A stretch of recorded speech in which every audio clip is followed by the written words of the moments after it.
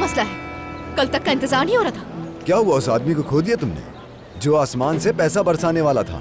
तुम लोगों ने सारी कोशिशें कर ली, सब कुछ ट्राई कर लिया, लेकिन उस आदमी को नहीं ढूंढ पाए। देखो, इसीलिए इस गांव में तरक्की नहीं हो रही है, क्योंकि किसी को भी सही तरह से मौका नहीं मिल रहा। मुझे सिर्फ ये बताओ कि यहाँ क्यों बुलाया है?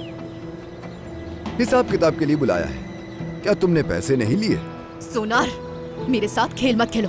तुम्हें पता है कि मैं अभी पैसे नहीं दे सकती। अरे, ये तो अच्छी बात नहीं है।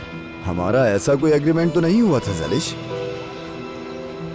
अगर तुम पैसे नहीं देती तो फिर मैंने ये नहीं कहा कि नहीं दूंगी। मैं पैसे दे दूंगी, बस मुझे इसके लिए थोड़ा सा वक्त चाहिए। कितने सालों से तुम मुझे जानते हो, कुछ तो शर्म करो। सही कह रही हो, हम दोनों एक दूसरे को जानते हैं, लेकिन तुम सिर्फ इधर उधर देखती हो ज़लिश, मेरी तरफ नहीं देखती। तुम ये क्या कह रहे हो? हाँ, वही जो तुमने सुना।